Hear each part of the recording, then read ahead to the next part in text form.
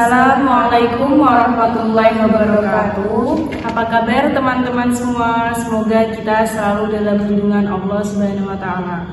Perkenalkan, saya Elisa Putri, saya dari Prodi Ilmu Al-Quran dan Tafsir, dan di samping saya ada Mbak Zahra yang akan menjadi narasumber pada podcast kali ini. Halo Mbak Zahra, apa kabar? Alhamdulillah baik Mbak. Ini apa kabar? Alhamdulillah saya baik. Alhamdulillah. Silakan Mbak Zahra perkenalkan diri terlebih dahulu. Baik, terima kasih. Sebelumnya perkenalkan, saya Zahra Wahyu Khairul Mahfaza.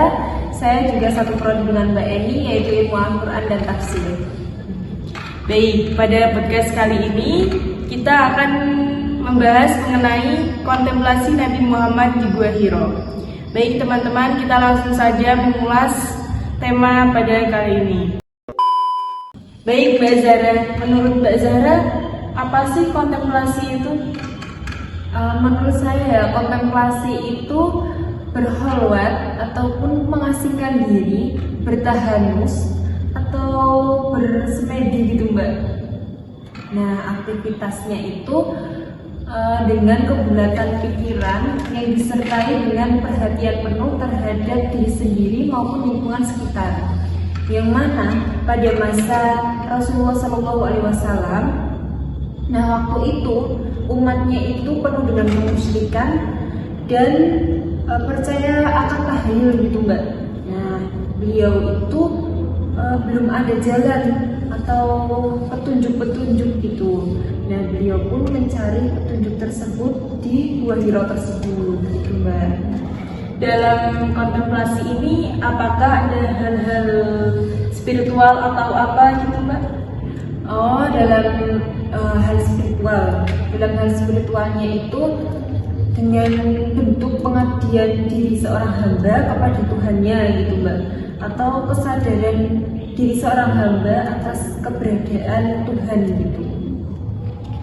Baik, dalam kontemplasi Nabi apakah ada peristiwa penting Mbak? Tentu saja ada peristiwa penting Mbak. Nah, itu peristiwanya pada Nabi berumur 40 tahun. Nabi itu diutus menjadi seorang Rasul.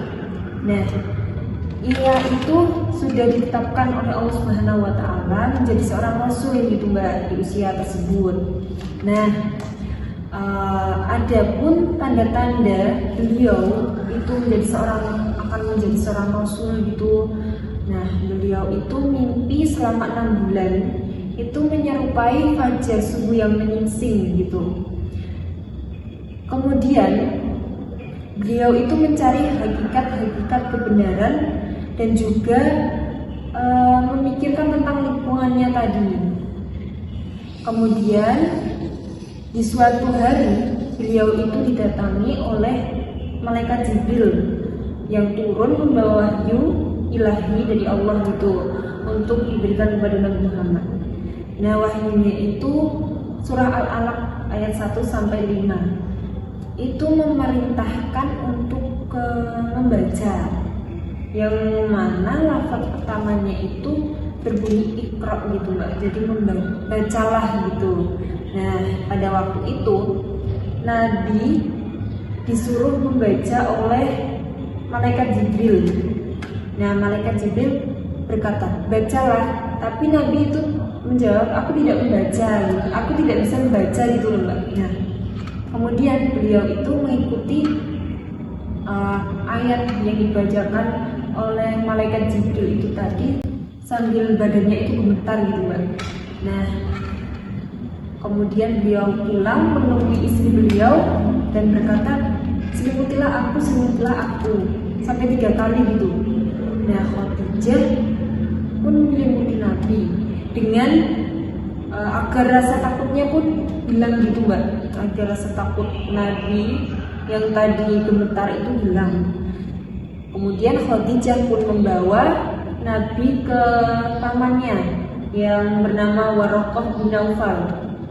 Nah, pamannya itu seorang Nasrani yang udah lanjut usia tapi juga buta gitu ya Mbak.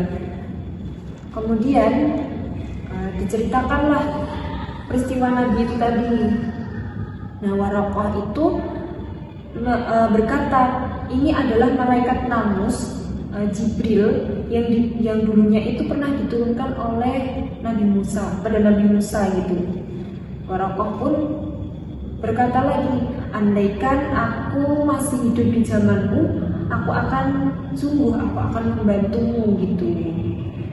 Karena dia itu sudah lanjut usia, nah dia itu kayak ingin membantu gitu loh Mbak, ingin membantu dakwah Nabi Muhammad gitu.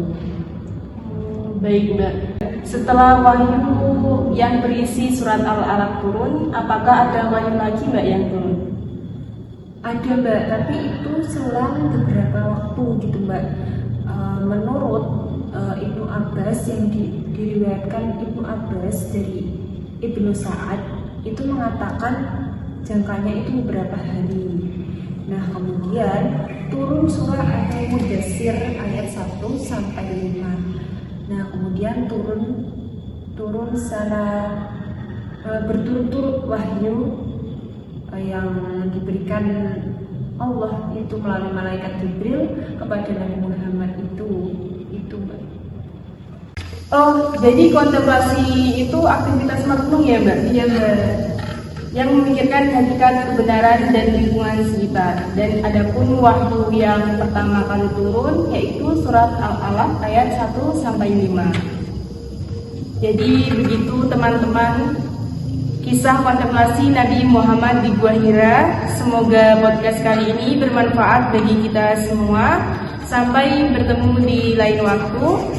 Wassalamualaikum warahmatullahi wabarakatuh.